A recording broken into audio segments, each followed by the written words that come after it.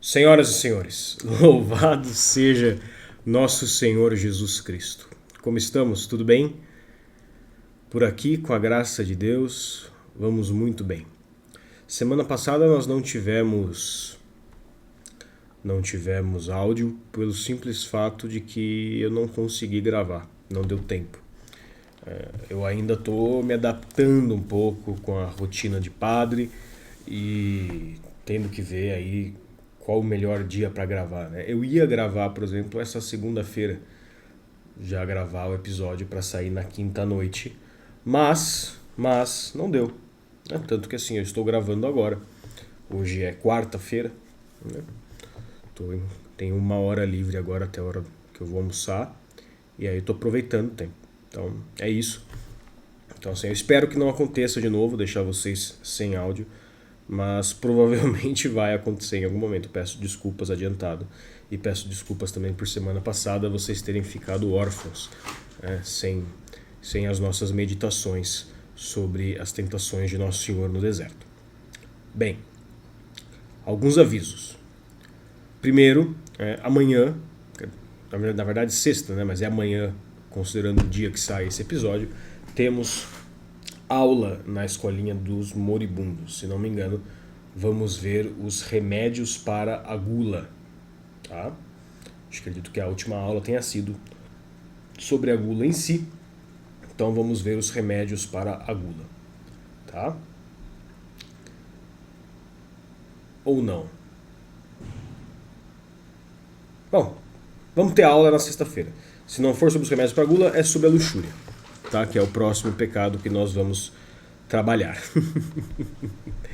De qualquer forma, então, vocês que não são parte da escolinha dos moribundos ainda são muito bem-vindos para começar a fazer parte. Você pode fazer parte e ter acesso a todas as aulas que já foram dadas e todas as aulas que serão dadas pelo módico valor de R$1 por mês.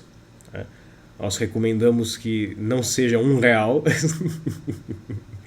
a sua doação mensal, mas pode ser, se for o caso. Tá? Todo o conteúdo é liberado a partir de R$1 por mês. E a partir de R$50 por mês, você tem acesso, então, às cartas mensais físicas que eu envio todo mês para a porta de vocês, com reflexões, meditações, elucubrações e coisas assim. Tá bom? Para realizar o seu apoio, o link está na descrição do vídeo e está também na descrição do áudio do Spotify. http://apoia.se/Morier, tá? Agora, tem mais algum aviso que eu tinha que dar? Ah, sim. Como vocês devem ter percebido, eu não estou mais usando o Instagram praticamente. Tá? Isso quer dizer o quê? Isso quer dizer que a divulgação do podcast, a divulgação da Escolinha dos Moribundos é por conta da providência e por conta da boa vontade dos senhores. Então peço que vocês curtam o vídeo, curtam o áudio no Spotify, comentem tanto no Spotify quanto no YouTube, compartilhem com as pessoas, tá? Me ajudem, que aí a gente consegue fazer esse conteúdo que, modéstia à parte, é de qualidade, chegar a mais pessoas e auxiliar na formação de todas as pessoas. Tá bom? Maravilha. Então, isto dito, vamos ao que interessa.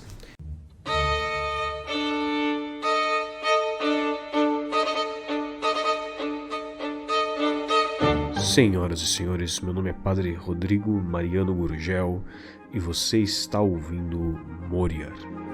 É hora de falar do que realmente importa.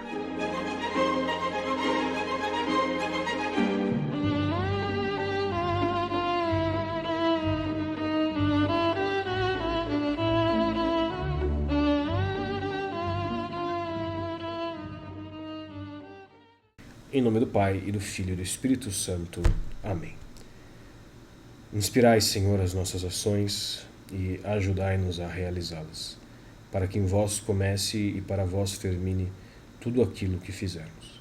Por Cristo nosso Senhor. Amém. Santa Maria, esperança nossa, sede da sabedoria, rogai por nós. Nossa Senhora de Lourdes, rogai por nós. Santa Bernadette, rogai por nós. Em nome do Pai, e do Filho, e do Espírito Santo. Amém.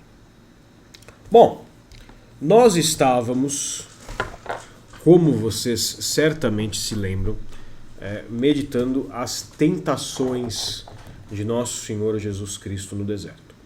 Primeiro, nós fizemos um áudio falando das tentações de Nosso Senhor de modo geral, o que elas nos dizem sobre as nossas tentações, por que Jesus foi para o deserto, etc, etc, etc. Depois, fizemos então uma meditação sobre a primeira tentação de Nosso Senhor, que é o quê? Que é a tentação de transformar as pedras. Jesus passa 40 dias no deserto, então ele sente fome, e aí surge o demônio e lhe diz para transformar as pedras em pães. Nós fizemos o áudio passado sobre isso. E agora, então, o áudio número 70 do Moria será sobre a segunda tentação. Então, antes da gente entrar na Sagrada Escritura e ler de novo as tentações, uma pequena coisa que eu pensei agora, eu estava rezando para fazer agora a introdução, né? A oração de início da nossa meditação, e eu pensei, talvez seja uma boa ideia deixar aquela parte inicial como a abertura do vídeo e aí colocar a intro, né, o vídeo mesmo com a musiquinha e tudo mais, colocar depois, colocar antes da nossa oração. Pode ser uma boa ideia, não sei, pensar. Talvez faça isso nesse áudio. Talvez vocês estejam vendo isso, ouvindo isso, e já tenha acontecido dessa forma. Vai saber. A vida é um mistério, gente. A vida é uma coisa assim que ela vai acontecendo, e o tempo é uma coisa que, né, é relativo, porque hoje é um dia, você vai ver isso em outro dia, isso vai estar, né, é um negócio de louco. Tá, bobagens à parte. Vamos ler. Então, vamos ler aqui o relato das tentações de Nosso Senhor Jesus Cristo no deserto, segundo o Evangelho de São Mateus. Como eu já falei com vocês antes, o Evangelho de São Mateus não é o único que tem as tentações. Os 3 evangelhos sinóticos, Mateus, Lucas e Marcos, têm as tentações de Nosso Senhor. Porém, geralmente se toma por referência as tentações descritas como descritas no Evangelho de São Mateus, pelo fato de que o relato é mais completo e que parece que as tentações estão numa ordem mais lógica. O relato de São Marcos, ele é muito pequeno, apesar de trazer algumas informações interessantes que não trazem nos outros. E o relato de São Lucas também é interessante, também traz alguns pontos que vale a pena a gente considerar. Porém, as tentações estão numa ordem diferente, que é interessante, mas é menos didática, por assim dizer. Tá? Então, vamos ficar no Evangelho de São Mateus, capítulo 4, versículo 1 a 11. Lemos. Então Jesus foi conduzido pelo Espírito Santo ao deserto para ser tentado pelo demônio. Isso imediatamente após o batismo dele. E, tendo jejuado 40 dias e 40 noites, depois teve fome. E aproximando-se dele o tentador, disse-lhe: Se és filho de Deus, dize que estas pedras se convertam em pães. Primeira tentação. Ele, porém, respondendo-lhe, disse: Está escrito, não só de pão vive o homem, mas de toda a palavra que sai da boca de Deus. Então o demônio transportou-o, segunda tentação. Agora começa, no versículo 5. Então o demônio transportou-o à cidade santa e pô-lo sobre o pináculo do templo. E disse-lhe: Se és filho de Deus, lança-te daqui abaixo, porque está escrito, confiou nos seus anjos o cuidado de ti, e eles te tomarão nas mãos para que não tropeces com o teu pé na pedra. Jesus disse-lhe: Também está escrito, não tentarás o Senhor teu Deus. Esta é a segunda tentação que vamos ver hoje. Depois vamos para a terceira, versículo 8. De novo, o demônio o transportou a um monte muito alto e lhe mostrou todos os reinos do mundo e a sua magnificência. E lhe disse: Tudo isto te darei, se prostrado me adorares. Então Jesus disse-lhe: Vai-te, Satanás, porque está escrito: o Senhor teu Deus adorarás, e a ele só servirás. Então o demônio deixou-o, e eis que os anjos se aproximaram e o serviam. Graças a Deus. Então, a segunda tentação de Nosso Senhor é imediatamente após a tentação dos pães, Satanás o leva à cidade santa, Jerusalém, se o transporta realmente, ou se ao menos ou se faça apenas com que Jesus acredite estar lá, não temos certeza, mas Satanás o transporta à cidade santa, o coloca no pináculo do templo, no ponto mais alto do templo, e tenta convencer Nosso Senhor a se jogar de lá de cima, a se lançar do ponto mais alto do templo. Por quê? Porque os anjos o protegeriam na sua queda. Tá? E não só o colocam no lugar, e não só seria isso, mas também seria um show diante do povo. Seria uma forma de ganhar o povo por uma manifestação prodigiosa das suas capacidades de, primeiro, ter chegado ao pináculo do templo, depois de ter pulado de lá e ter chegado ao chão sem se ferir. Tá? Lembrem que tem uma tradição, com T minúsculo, mas tradição na igreja, que diz que o anticristo, quando vier, ele aceitará todas as tentações que Nosso Senhor recusou no deserto, de modo que ele vai poder transformar pedras em pães e dar de comer a todas as nações. Ele vai prometer picanha e vai dar picanha de fato. Ele ganhará o povo por prodígios feitos diante dos olhos dos homens. Manifestações de poder sobre a natureza. E a ele será dado todos os reinos do mundo e a sua magnificência, todas as realidades mundanas. Por quê? Porque, bem como diz o demônio, tudo isto é dele para dar a quem quiser. Então, o anticristo será a figura perfeita de um Messias do mundo. Por isso que tantos irão segui-lo. Por isso que tantos irão procurá-lo, porque ele dará ao mundo paz humana, ele fará cessar as guerras, ele fará cessar a fome, ele fará cessar o sofrimento, ele dará a todos uma ilusão de um paraíso terrestre. E bem, nós vemos com tranquilidade como, desde o pecado original, o que o homem busca na vida é fugir da dor e procurar o prazer. É a forma animalesca, é a nossa tendência animalesca de fugir da cruz e saciar a nossa concupiscência, saciar os nossos sentidos. É fugir a todo custo de todo desconforto e de todo prazer. Por isso os homens irão, as multidões, atrás do anticristo. Aceitarão suas promessas e deitarão a cabeça no seu colo, como nunca aceitaram deitá-lo sobre o coração de Nosso Senhor Jesus Cristo. Pois o que Cristo ensina e o que Cristo nos pede é que façamos exatamente o contrário, mas que fujamos do prazer e busquemos a dor, pois a cruz é a nossa única esperança e a cruz é a nossa única salvação. É o caminho do cristão. O caminho da perfeição cristã é o amor à cruz e o desprezo do prazer. É uma realidade muito difícil da gente primeiro entender, difícil da gente colocar em prática, mas é algo que, se nós nos abrimos para a ação da graça, a Virgem Santíssima vai realizando em nós.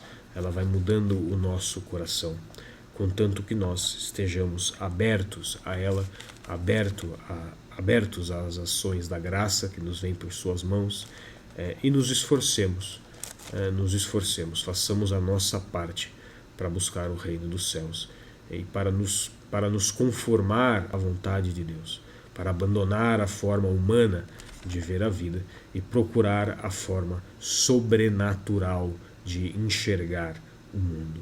de enxergar a vida e de guiar os nossos passos, né? No fundo, quando a gente fala dessa distinção, né, de Cristo e o anticristo, no sentido de valores e de abordagens e de dor e sofrimento, a gente está falando daquilo que dizia São Francisco, né? Se queres ser perfeito, tens de tomar tudo aquilo que é amargo por doce e tudo aquilo que é doce por amargo. Este é o caminho da perfeição cristã. Ou, como diz São João da Cruz, no poema da Noite Escura, né, que tem um trecho que eu gosto muito e que eu já rezei muito com esse trecho. Ele diz: o poema conta a história da noite escura, né? A alma, que é uma dama, ela sai pelo mundo procurando o amado, que ela não sabe onde está. Aí ela diz algo, eu não vou saber citar literalmente, mas ela diz algo como: procurando o meu amado, eu vou cruzar estes montes, eu vou cruzar estas fronteiras, não temerei as feras e não colherei as flores. Ou seja, não temerei as feras porque a minha segurança está em Deus. Não me importam os perigos humanos, não me importam as perseguições, não me importam os pagãos, não me importam as calúnias, não me importam as dores. O que me importa é Deus, é encontrar o meu amado que se esconde. E minha alma por ele anseia, e em busca dele vou andando por este mundo, querendo encontrá-lo, querendo reunir a minha alma com ele. E não colherei as flores, porque não darei atenção às coisas belas do mundo. Não procurarei consolo nas coisas belas que o mundo tem a nos oferecer. Não procurarei descanso junto às belezas do mundo. Não procurarei paz junto aos prazeres que o mundo me oferece. Por quê? Porque sei que tudo é ilusão e sei que, comparados à beleza e ao amor de nosso Senhor Jesus Cristo, tudo isso é pó, e que os prazeres, confortos e descansos que o mundo me oferece têm em si a semente do mal, a semente da inconstância, a semente do medo, a semente do desespero, a semente da angústia, e que essa semente de mal e de pecado que eles carregam, não por si mesmos, mas pela desordem que há em mim, que sou um pecador, levará somente a mais mal, a mais pecado e a mais dor. E se nós paramos e olhamos a nossa vida, nós percebemos com clareza que todas as vezes que desviamos os nossos corações de Deus, todas as vezes que tiramos Deus do lugar que deve ocupar na nossa vida e nós o substituímos por amores humanos, pelos amores das coisas do mundo, pelos amores de qualquer coisa criada, todas as vezes que nós paramos para colher as flores, para usar a terminologia de São João da Cruz, a única coisa que sai disso é dor, e pecado, e confusão, e tristeza. Porque esta é a vida do homem sobre a terra. Então, o caminho do cristão é necessariamente um caminho de desapego, um caminho de desprezo do mundo. Ontem eu estava organizando as minhas anotações, estava colocando algumas fichas novas aqui, e eu esbarrei numa nota, eu até publiquei no WhatsApp, eu esbarrei numa nota do... Perdão, não publiquei, eu enviei para uma pessoa só. Eu esbarrei numa nota do Saint-Omer. Saint-Omer é um discípulo de Santo Afonso Maria de Ligório, que escreveu o Escola da Perfeição Cristã, que é um resumo da doutrina espiritual de Santo Afonso, que é esse livro aqui.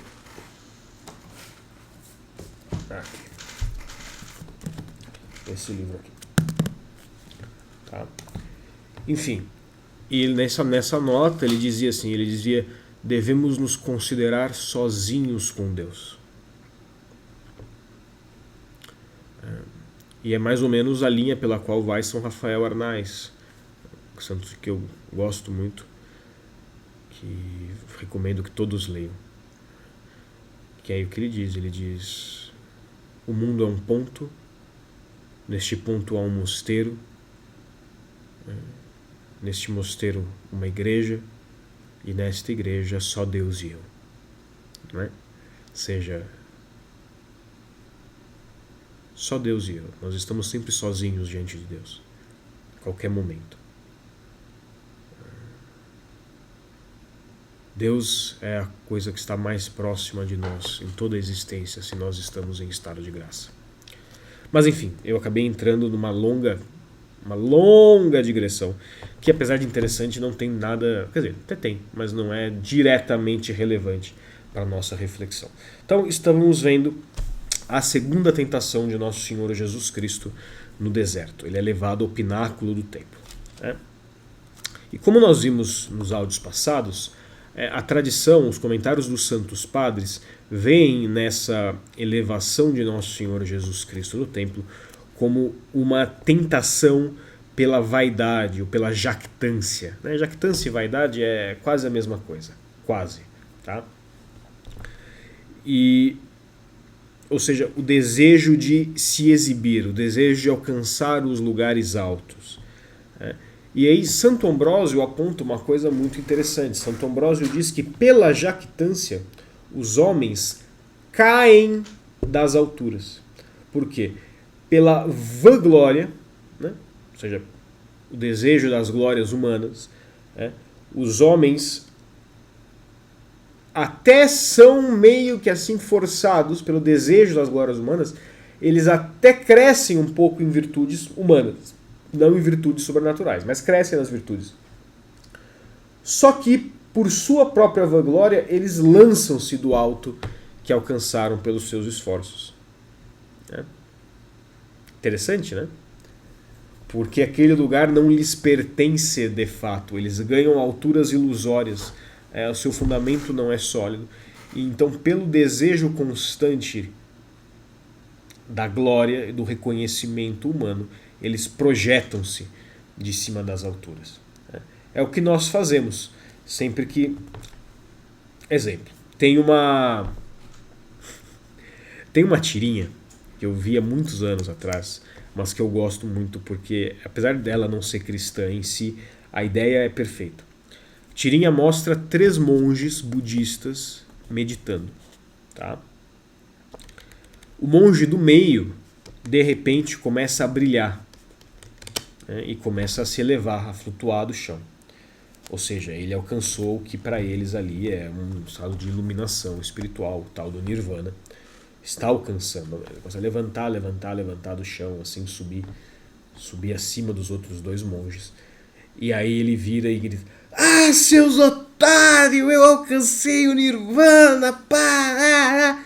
O que acontece? Ele cai.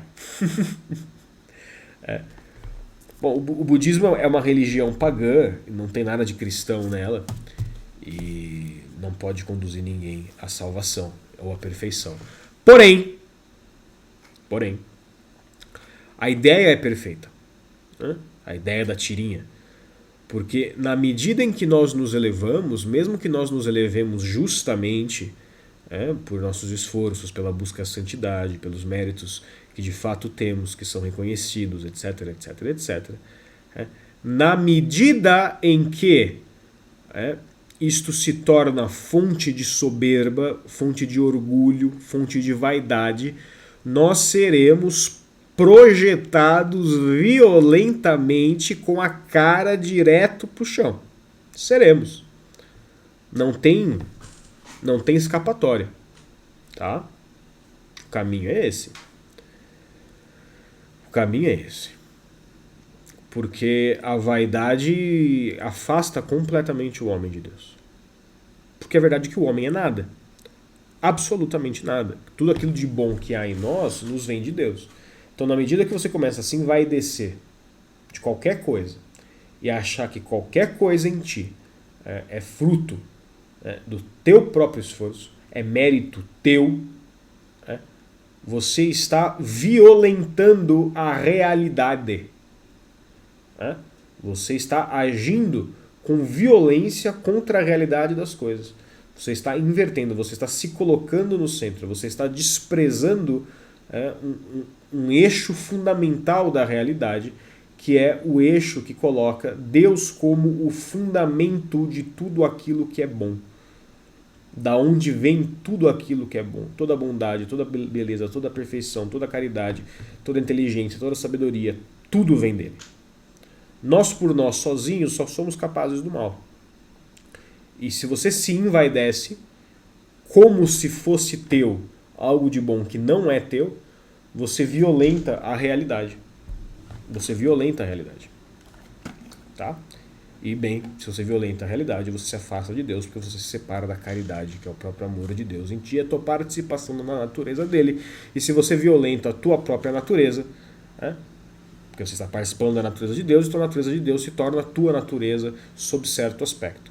Na hora que você violenta essa natureza, você rompe a sua participação nela, e aí você está fora da graça. Tá? Isto é o que acontece com um pecado grave de vaidade.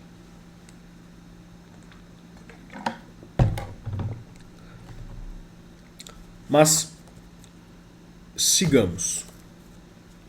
Cristo realmente merecia, pois ele, sendo Deus, tinha os méritos próprios, as suas ações boas realmente vinham dele. Cristo realmente merecia estar no mais alto ponto do templo, porém, fazer disso um espetáculo seria vaidade e pecado, seria lançar-se ao abismo de um modo que nem mesmo Deus Pai poderia sustentá-lo e protegê-lo. Por quê? Porque ele estaria pecando contra Deus. Ele estaria, por suas próprias ações, decidindo separar-se de Deus, estaria violentando a realidade. Interessante, né? Porque mesmo tendo direito ao local mais alto do templo, ou seja, aos locais mais altos, ao posto mais elevado, porque ele é Deus, fazer disso um espetáculo, ou seja, utilizar da sua alta estatura para convencer o povo, para ganhar o povo, para buscar a glória humana, seria um pecado. E se ele pecasse, ele estaria violentando a própria relação dele com Deus Pai. Legal, né? E vejam que Santo Ambrósio diz que a jactância é tal que, quando o homem pensa estar se elevando aos postos mais altos, ele é lançado para baixo, por ter usurpado as façanhas elevadas. Usurpado! Vejam que interessante o uso desta palavra. O que é usurpar? Usurpar é tomar um posto que não te pertence. Tomar um lugar que não é teu, um lugar elevado que não é teu. Você está usurpando algo, você está roubando um lugar que não é seu. E o que nos diz o Evangelho? Todo aquele que se exalta será humilhado, e todo aquele que se humilha será exaltado. Então, na medida em que o homem eleva-se a si mesmo, às alturas, por jactância, por vaidade, numa usurpação de um lugar que não lhe pertence, a consequência lógica é que ele seja lançado violentamente contra o solo, que seja humilhado. E até o pouco que tem lhe será tirado, como também nos diz o Evangelho. Tá? Nós também vemos refletido na segunda tentação tanto a impotência quanto a malícia do demônio. Primeiro, a gente percebe que o demônio não pode causar dano algum se a vítima não lança-se livremente das coisas celestes às mundanas. Então percebam, o que o demônio quer? Quer matar nós, quer nos matar. Ele nos odeia, ele quer que nós sejamos mortos. Não somente mortos fisicamente, mas que sejamos mortos espiritualmente. Ele quer que nós sejamos condenados ao inferno. Tá? Então, ele coloca Jesus Cristo no alto do templo. Está aqui Jesus Cristo no alto do templo. Está aqui o demônio. Tá? Pula, cara. Pula. Se joga daí. Tá. Jesus Cristo não pula. E o demônio não pode fazer nada. Não pode empurrar ele, não pode jogar ele de lá, não pode convocar uma tempestade que vai derrubar ele, nada. Diante do livre-arbítrio humano, o demônio é absolutamente impotente. A única coisa que ele pode fazer é sussurrar. Sussurrar mentiras, sussurrar ilusões, tentar, mentir, iludir. Isso ele faz. Agora, ele é absolutamente impotente diante da tua liberdade, diante da tua capacidade de escolher a Deus, da sua capacidade de dizer não para ele e sim para o Senhor. Tá? Então, nisso nós vemos a impotência do demônio diante do livre-arbítrio humano. Porque vejam, muitas vezes as pessoas têm a impressão de que o demônio pode prever o futuro, mas ele não pode. O que o demônio pode fazer é, por sua vastíssima e milenar experiência, acompanhando a humanidade e os homens, por sua inteligência afiadíssima, afinal de contas, é um anjo, todos eles são anjos. O demônio em si, Satanás, era um serafim, ou seja, a casta mais elevada dos anjos. Então são inteligentíssimos. Ele consegue fazer predições lógicas, tá? Pelo que ele conhece do comportamento humano. Agora, o livre-arbítrio, a liberdade, faz parte da imagem de Deus no homem. Então, sempre que um homem age com real liberdade, ou seja, sempre que, desprezando aquilo que é naturalmente humano, ele decide agir de modo sobrenatural, o demônio é incapaz de prever isto. Por quê? Porque a decisão de agir de modo sobrenatural, ela é absolutamente livre. E ela é imprevisível pela lógica humana, pela lógica do mundo. A loucura da cruz. A sabedoria de Deus é loucura para os homens. Por ser loucura para os homens, por ser loucura para a lógica humana, os demônios que podem prever as coisas pela lógica do comportamento humano são cegos para prever as ações sobrenaturais realizadas pelos homens. As ações que são verdadeiramente livres. Tá? Ele é impotente diante disso.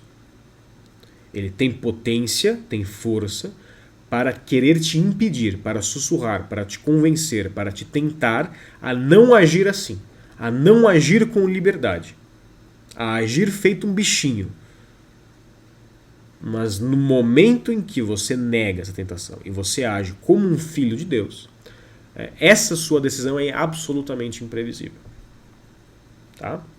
Então, aí está a impotência do demônio que se manifesta nessa segunda tentação. Mas também se mostra a malícia dele. Por quê? Porque nós vemos na segunda carta aos Coríntios, no capítulo 11, versículo 14, que o demônio pode se fazer de anjo de luz. Ele pode se utilizar das coisas sagradas. Ele pode criar ilusões. E por isso ele prepara armadilhas para nós, armadilhas para os fiéis, a partir das próprias sagradas escrituras, a partir das próprias coisas santas em geral. Toma por exemplo aí que um orgulho que vem das coisas espirituais é um orgulho muito mais malicioso e muito mais grave do que um mero orgulho humano. Tá? Então, armadilhas a partir das próprias sagradas escrituras, como fez com o nosso Senhor, dizendo que ele deveria lançar-se do pináculo, porque estava escrito que Deus enviaria os seus anjos para proteger os seus eleitos. Tá? Nós vemos nisso dessa capacidade do demônio de citar e manipular as Sagradas Escrituras e de se utilizar das coisas santas para enganar os fiéis, nós vemos novamente uma imagem do anticristo, né? Porque está escrito que o anticristo parecerá a Deus, parecerá que é o grande Salvador, parecerá que é quase que a volta do Messias. Isso está, não me lembro em que livro da Bíblia, mas está escrito. Não é Apocalipse, eu tenho a impressão de que é alguma carta de São Paulo, mas enfim. Mas nisso se manifesta duas coisas, isso me faz pensar especialmente. Primeiro, na necessidade de que a leitura e a meditação da Sagrada Escritura seja sempre feita em sino ecclesiae, ou seja, no coração da igreja, sempre dentro do contexto da tradição e do magistério. A sola escritura e a doutrina do livre exame da Bíblia é algo diabólico. É algo diabólico. Porque, por exemplo, você pega um espírita, tá? E você começa a conversar sobre a Sagrada Escritura com ele. A maioria dos espíritas não lê a Bíblia. Eles leem o Evangelho segundo o Espiritismo. Mas quando você começa a falar da Bíblia para eles a Bíblia em si não tem autoridade. A Bíblia não é um texto perfeito, não é um texto revelado. Então, os estudiosos deles, tem inclusive uma Bíblia, que eu já peguei esse livro, eu devia comprar isso para ter, mas eu não queria dar dinheiro para essa gente. Mas enfim, que é uma tradução com comentários feitos por um estudioso espírita. E você percebe o que ali? Você percebe que dá para fazer a Bíblia dizer qualquer coisa. A mesma coisa a gente percebe vendo os protestantes, que fazem a Bíblia falar mal da Virgem Maria. Dá para você pegar qualquer texto e obrigar ele a dizer o que você quiser. A fazer o quê? A confirmar as tuas expectativas humanas. A confirmar a tua visão de mundo. A confirmar os teus valores. O que nos protege disso? O contrapeso, né, da Sagrada Escritura com a Sagrada Tradição e da tradição com a Sagrada Escritura, que uma mantém a outra em xeque, e a interpretação das duas dentro do contexto do magistério, do que nos ensina a igreja, dos dogmas da fé, da doutrina. No momento em que uma interpretação minha contraria a Sagrada Escritura, a Sagrada Tradição ou o magistério, eu estou errado. Deus nos deu uma segurança, uma interpretação oficial. Alguém ungido pelo Espírito Santo, o Espírito da Verdade, o Santificador, o Paráclito, com a missão divina garantida e sustentada pela autoridade e pela palavra do próprio Deus, de que poderia nos dar as interpretações corretas da Sagrada Escritura. Então eu posso ler a Bíblia livremente. O problema não é esse. Eu posso pegar a Bíblia e ler, falar, que interessante, isso fala tal coisa, que interessante, isso fala outra coisa. Maravilha, o que é isso aqui? Uma nota que eu fiz aqui aleatória. Tá. Eu posso fazer isso. A doutrina do livre exame protestante, o nome dela é muito bonitinho, é muito publicitário. Mas o que ela quer dizer não é para você ter livre exame, é para você ter livre interpretação, para você poder achar o que você quiser. O que é um absurdo. Tá? Nós não podemos achar o que eu quero. Isso aqui não é uma brincadeira, isso aqui é algo divino. É muito sério. Uma interpretação errada da Bíblia destrói vidas, condena almas ao inferno. Tá? Então por isso que nós temos que ter este foco em interpretar a Sagrada Escritura dentro do coração da Santa Igreja. Tá? Nós vemos aqui a malícia. Desculpa, gente. Sabe o que é isso? Isso é telemarketing. Isso é telemarketing. A malícia da Sagrada Escritura e a malícia do telemarketing. Malícia da sola Escritura, não da Sagrada Escritura. A malícia da sola Escritura e a malícia do telemarketing. Tá? E também vemos aqui o quê? Um eco daquilo que nos diz Santa Teresa de Ávila. Pelo menos a frase é atribuída a ela. de que o quê? De que há muito mais demônios nos mosteiros e nas igrejas do que no mundo. Por quê? Porque no mundo todos já são do demônio. Todos já, num shopping, a maioria das pessoas que está lá no shopping está com a alma encaminhadinha para o inferno. O demônio não tem muito o que fazer ali. O que ele vai dedicar os esforços dele a chutar um cadáver? Não tem sentido. Então eles estão aonde? Em volta dos cristãos. Em volta daqueles que estão no caminho de serem salvos. Tá? São Cirilo destaca, veja que interessante, que não é próprio de Deus oferecer o seu auxílio àqueles que o tentam. Não é próprio de Deus oferecer o seu auxílio aos que o tentam, mas sim aos que nele creem. Vemos que Jesus não operava milagres para os que o tentavam, mas lhes dizia: esta geração perversa pede um sinal, mas um sinal não lhe será dado. Isso aqui é uma citação de Mateus 12, 39. Vamos aproveitar que eu já estou aqui no Evangelho de Mateus e vamos ver. Mateus 12, 39. Então lhe replicaram alguns dos escribas e fariseus, dizendo: Mestre, nós desejamos ver algum prodígio teu.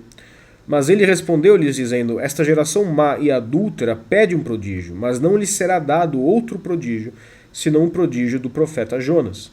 Porque assim como Jonas esteve no ventre da baleia 3 dias e 3 noites, assim estará o Filho do Homem 3 dias e 3 noites no seio da terra. Os habitantes de Nínive se levantarão no dia do juízo contra essa geração, e a condenarão, porque fizeram penitência com a pregação de Jonas. E eis que aqui está quem é mais do que Jonas. A rainha do meio-dia levantar-se-á no dia do juízo contra essa geração e a condenará, porque veio da extremidade da terra a ouvir a sabedoria de Salomão, e eis que aqui está quem é mais do que Salomão. Ou seja, os homens não querem ouvir as palavras de Cristo, mas cobram-lhe sinais, cobram-lhe prodígios, cobram-lhe milagres. E ele diz o quê? Não. Ele diz sim para quê? Para aqueles que se aproximam dele com fé. Senhor, eu creio. Senhor, eu sou indigno de que entres em minha casa, mas dize uma só palavra e o meu servo lá em casa vai ser curado. Vai em paz, a tua fé te curou, a tua fé te salvou. Tá? Isso é muito importante para a gente pensar na importância de não tentar a Deus, de não nos expor a situações, a ocasião de pecado. Por isso que você se colocar em ocasião de pecado grave, ocasião próxima, ou seja, se permitir se permitir conscientemente entrar em uma situação na qual você sabe que é provável que você peque mortalmente, já é pecado mortal. Por quê? Porque você está tentando a Deus. Você está falando para Deus: Deus, eu vou no meio do tiroteio, sem precisar ir, sem me defender de nada, sem nenhum motivo, além do meu prazer, e o Senhor vai me proteger. E se o Senhor não me proteger, o Senhor que está errado, não eu. Fazer o quê? Tentar a Deus. Você já está em pecado. É a pessoa que diz que tem problema com a castidade, mas fica no Instagram acompanhando página de menininha, página de rapazinho que fica postando roupa, postando fotos, fazendo sei lá o quê. Que graças a Deus nunca vi essas coisas, mas eu sei que tem muito no Instagram. Tá? É o sujeito que tem problema com a bebida, mas fica saindo com os amigos todo final de semana. E não entende por que está sempre caindo e ficando bêbado e pecando. Porque está se colocando em ocasião, está tentando a Deus. Tá? É o cara que é guloso e vai num rodízio. Está se colocando em ocasião. Claro, ser no rodízio não é pecado grave. Não, Na maioria dos casos, pelo menos, não deve ser pecado grave. É pecado venial. Mas ainda assim, pecado. Não ir no rodízio, mas ir no rodízio é uma ocasião de pecado se você é uma pessoa com uma tendência aguda. Tem que explicar porque o pessoal é louco. Tá? Não é intrinsecamente mal ir no rodízio. Tá, enfim. Então, por que ele faz esse destaque do problema de tentar a Deus? Do problema de exigir que Deus haja em minha defesa quando eu não tomo os meios necessários para me proteger do mal e me proteger do pecado. Quando eu não faço a minha parte. Né? Por que isto é pecado? Por que ele está falando disso? Por causa aqui na segunda tentação. Né? O demônio quer que Jesus se lance do alto do pináculo do templo, porque Deus vai proteger ele, Deus vai cuidar dele, Deus vai segurar. Mas Jesus vira para ele e fala, nada disso, não tentarás o Senhor teu Deus.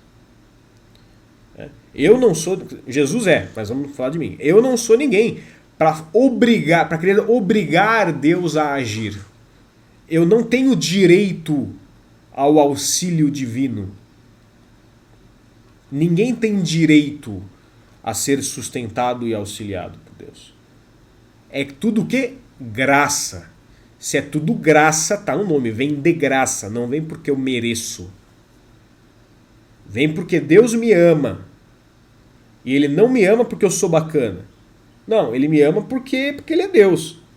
Aí Ele me ama, Ele te ama. Ele ama o Zé da esquina. Mas não é porque você, eu ou o Zé da esquina somos um bambambam. Não, a gente não é nada. Ele nos ama porque Ele é Deus. Ele nos ama loucamente. Muito. E ama uns mais do que ama outros. Beleza, é verdade. Ele é livre, ele faz o que ele quiser. Bacana. Agora, eu posso pedir a sua graça. Pedir o seu auxílio. E Ele virá em meu auxílio. Mas eu não posso exigir que Ele haja. E não posso, muito menos, criar uma situação para obrigá-lo a agir. Isto seria um crime, pecado. Seria tentar a Deus. Tá? Seguindo. Jerusalém, notem, né? O demônio leva Jesus ao alto do templo na Cidade Santa. Jerusalém é chamada Cidade Santa porque nela se encontra o templo.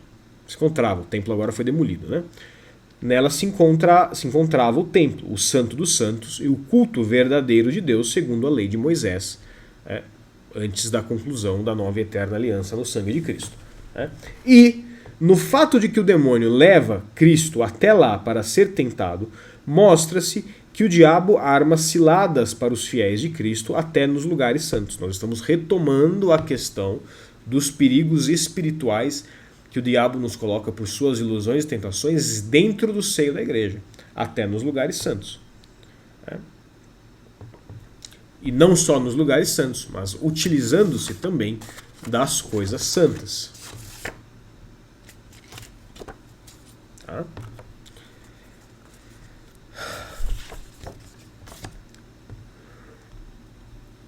Eu acho que eu já contei para vocês um exemplo. Tá? Isso não é romper sigilo de confissão. Isso não me foi contado em confissão. Isso foi me contado fora. Inclusive, acho que contei a história para vocês quando eu era diácono ainda. De um sujeito que um amigo dele ficou muito doente. Muito doente. E esse sujeito me contou que foi se confessar depois disso. Porque ele sentiu inveja da doença do amigo. Por quê? Porque ele queria ter uma doença como aquela para poder ter aquela cruz e poder oferecer aquilo a Jesus Cristo, nosso Senhor. Então você percebe? Você tem aí um movimento bom, que é o quê? Desejar sofrer unido a Cristo, desejar oferecer isto a Cristo, reconhecer a beleza e a sacralidade do sofrimento, reconhecer o papel redentor do sofrimento e da doença, reconhecer com a visão sobrenatural que aquilo que afligia o amigo dele era algo bom, não era uma tragédia, mas era algo bom, E isto é desvirtuado pela maldade do homem e pelo sussurro do demônio, e levado numa direção absolutamente pecaminosa, que é sentir inveja da graça que o outro recebeu. Rapaz. Sutil, né? Sutil, né? É sutil. Mas são armadilhas criadas nas coisas santas. Por isso que nós temos sempre que fazer aquilo que São Pedro diz. Nós temos que estar vigilantes. Orai e vigiai, pois o diabo vos ronda como um leão a rugir, procurando a quem devorar. Resistiu. Como? Firmes na fé, ou seja, perspectiva sobrenatural. Mas não meramente perspectiva sobrenatural. Esse sujeito que pecou por inveja tinha perspectiva sobrenatural. Perspectiva sobrenatural enraizada aonde? Na doutrina.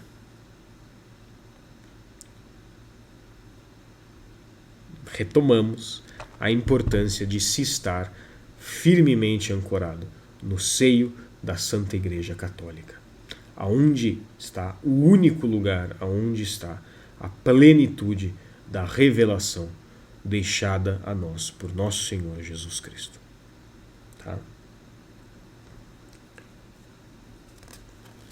E, por fim, né, tem só mais 3 notas aqui sobrando. Importante lembrar que a glosa é a catena áurea da época de Santo Tomás de Aquino. Tá? É o que ele estudava, por exemplo, no seminário sobre a Sagrada Escritura. É uma lista também de comentários à Bíblia. A glosa vê no pináculo do templo que é uma imagem também da cátedra dos doutores, pois muitos que são estudados e nela sentam tornam-se vítimas da vanglória e da sabedoria. Veja, às vezes a gente tem a tentação de... Como é que eu posso dizer isso? Às vezes a gente tem a tentação de... A gente conversa com algumas pessoas, especialmente as pessoas do meio tradicionalista, e a gente vê que eles têm uma soberba muito grande. Tá? Ou algo que parece soberba. Tá?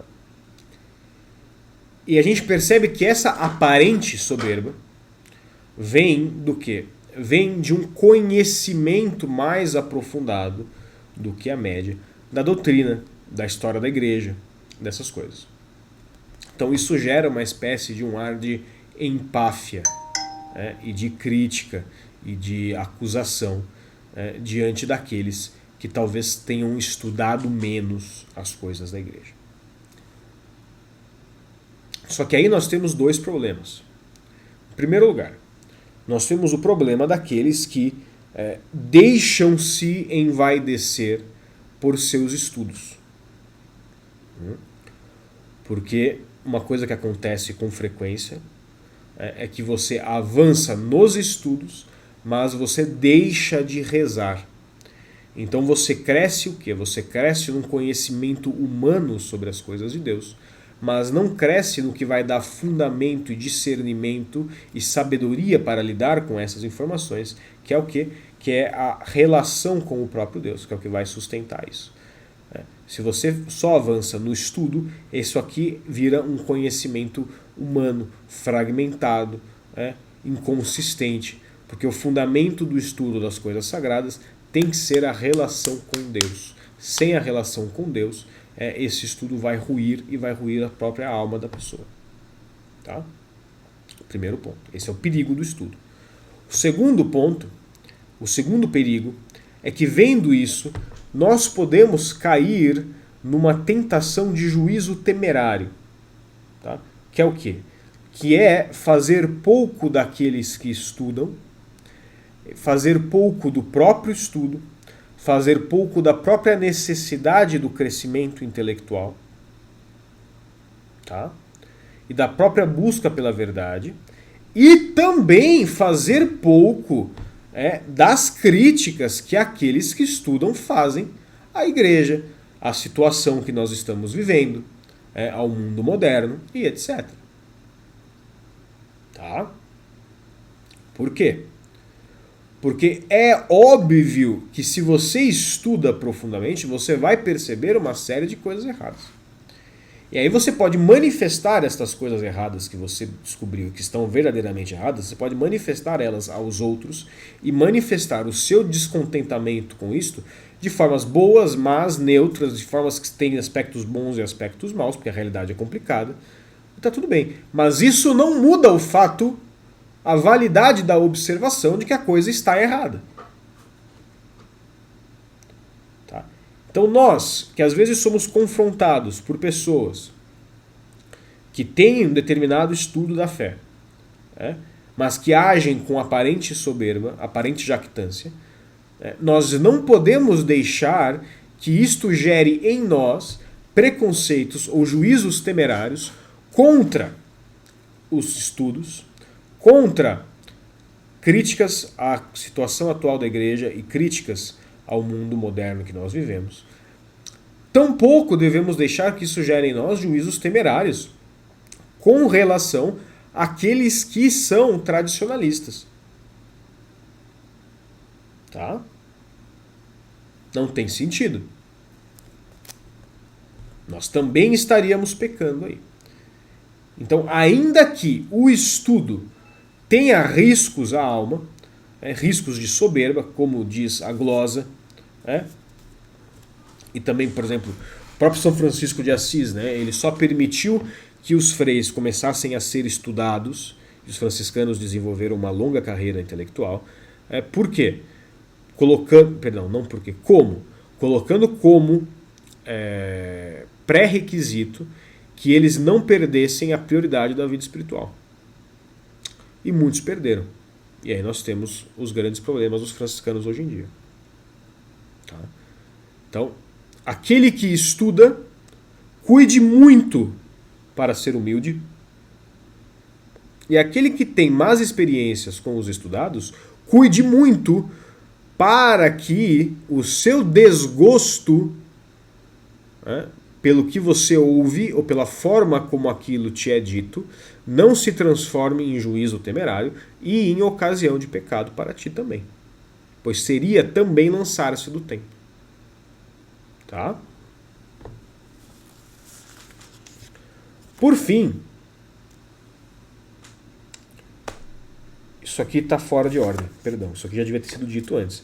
A gente encerra com isso, encerra com um lembrete positivo que nos dá São Jerônimo, que a voz do diabo, com a qual ele deseja que os homens caiam sempre no abismo, ela pode persuadir, mas não pode precipitar. Ela pode te convencer, mas não pode te empurrar. Tá bem? Então, lembrem-se que a sua salvação está nas tuas mãos.